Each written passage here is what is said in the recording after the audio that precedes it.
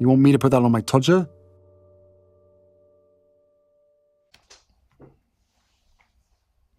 Harry's wife, the Tig, is returning.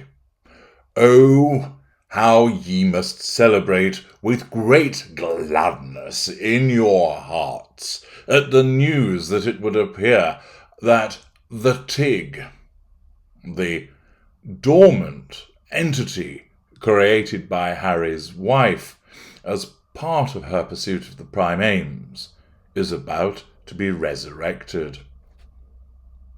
Yes, a number of years ago, as a means of controlling people, drawing fuel from them by way of their reactions, acquiring lots of character traits, principally by claiming to go to places that she hadn't visited, and by purloining other people's experiences and passing them off as her own, and of course the residual benefits of making her seem far more interesting than she actually is, managing a facade of being wholesome, and of course her favourite residual benefit, money, Harry's wife created the Tig, or which I have ridiculed in the Stig, a nauseating blog which is self-serving, as always, when it comes to Harry's wife, and is wretched to read.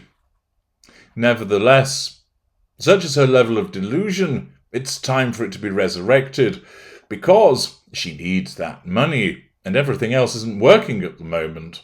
Nobody's really interested in her books for children, or book for children. That tanked.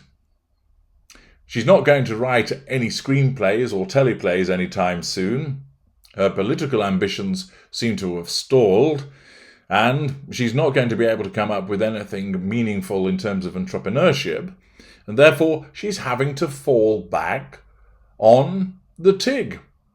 Now, of course, because she's far more famous than she once was when she started the Tig, she is going to attempt to leverage that fame or infamy to basically cause people who are a little bit short on the old grey matter to part with their hard-earned money. The New York Post, in an article by Samantha Ibrahim, tells us, Harry's wife dusts off resume, files to relaunch pre-Harry blog. Harry's wife may be staging her old blog, The Tig, for a major comeback soon. The Duchess of Sussex, 41, shut down the lifestyle site following her engagement to Prince Harry back in 2017. According to a document filed with the US Patent and Trademark Office and seen by The Post, a potentially rebooted version of the website would consist of articles and interviews about a variety of topics. Pieces about food, cooking, recipes, travel, relationships, fashion, style, interior design, lifestyle, the arts, culture, design, conscious living, health, and wellness would fill the blog's content. In other words, Gwyneth Paltrow, Reese Witherspoon, Rihanna, they have formulated online presences with fashion lines and wellness and selling stuff, and therefore Harry's wife looks upon this and her narcissism whispers to her, they can do it, so can you. You're more famous than any of them. The difference is, of course, although she has her detractors, Gwyneth Paltrow at least could act, and there's many people that still actually like her, and she has changed her status within the A-list stratosphere by dint of her work. She didn't spend her time whinging and whining about her family. Now, of course, Paltrow's a narcissist also, and she's been duly roasted by your glorious narrator. You can go and watch the videos about that and chortle to yourself. But she at least has a degree of credibility as a consequence of the fact that she put the hard yards to get in there. Reese Witherspoon is largely liked, as is Rihanna, and that they have talent. One can act, the other can sing, and also can act a little bit too. And therefore, people look upon them and think, well, yeah, you've worked in there, you've used your talent, fair enough. All Harry's wife has a talent for is playing the victim, playing the race card, complaining about people, and bagging dim-witted ginger princes. Nevertheless, of course, she believes that everybody is going to be interested in the resurrection of the Tig, and that she can make a lot of money from it. Undoubtedly, there will be some quarter wits that will foolishly part with their money to buy something that she's selling. More fool them. The majority of people will probably go and have a look and will ridicule it, but will sensibly say there is not a cat in hell's chance that I am going to spend any money on her. While a relaunch date, the post continues, for the site is yet to be announced, it could go live as early as next week. When it was initially closed down before the couple's marriage, a source close to the suit's star denied to People that it was shuttered because the royal family disapproved of her writing. I think basically it was just the English language disapproved of her writing. The mother of two penned a farewell note in April 2017 on the blog. In a Google search, it has the greeting, "The Tig, farewell, darling," officially closing that chapter of her life. After close to 3 beautiful years on this adventure with you, it's time to say goodbye to the Tig, she wrote at the time. What began as a passion project, my little engine that could, evolved into an amazing community of inspiration, support, fun and frivolity. You've made my days brighter and filled this experience with so much joy, Harry's wife wrote.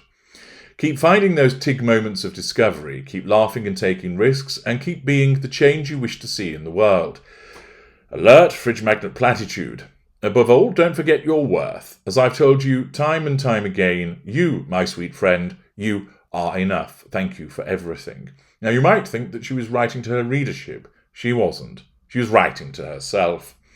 The insider told People that the Tig has been a labour of love for Harry's wife, but it's a full-time job. Well, not something that she's particularly used to, given the fact that she tends to let everybody else carry the strain. They noted that she wanted to focus more on her acting in the USA Network legal drama, as well as her philanthropy.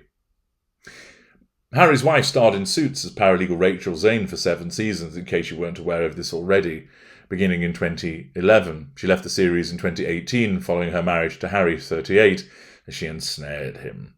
The Tig was founded in 2014, and is named after the former actress's favourite red wine, Tinanello, which of course means you wouldn't call it the Tig, because the G is silent, once again demonstrates her level of dim-wittedness.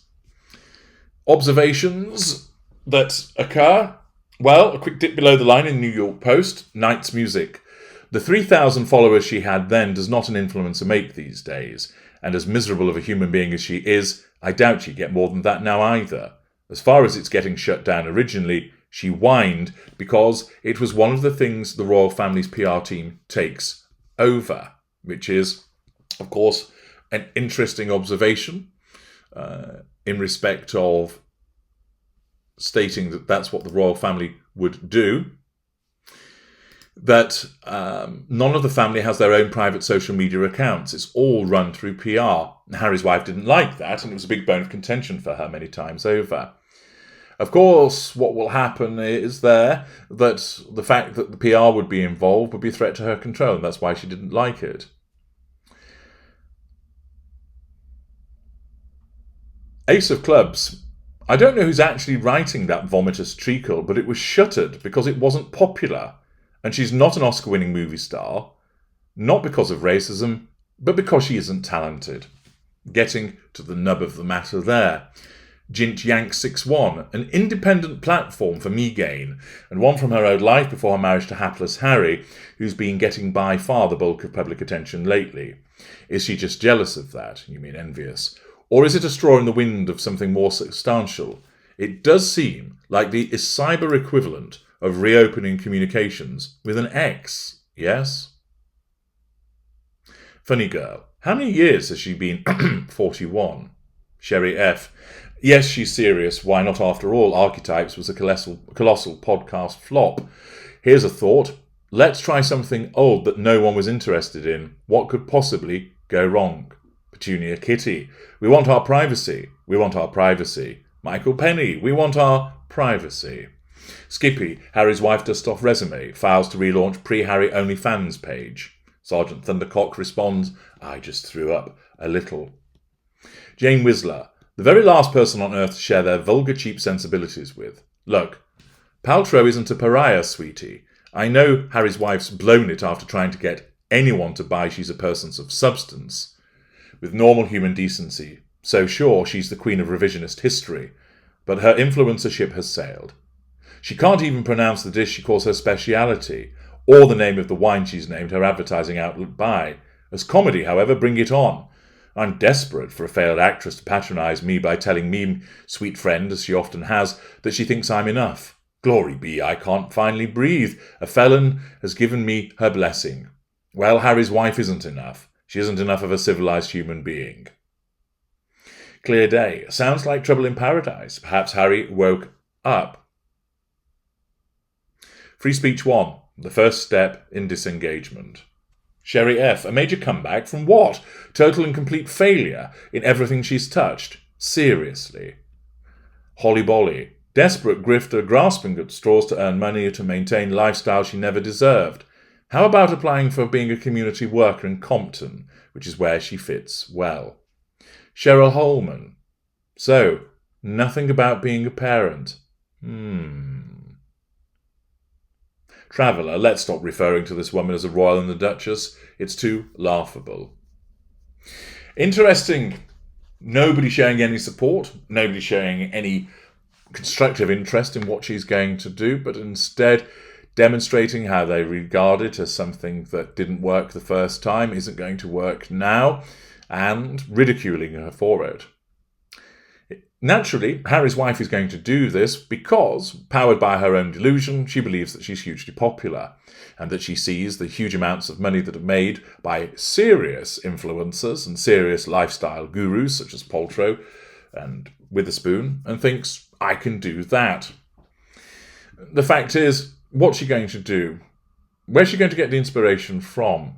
Well, she'll probably hire somebody to go and do a bit of the looking around and copy other people because she's incapable of any genuine inspiration or creativity of her own.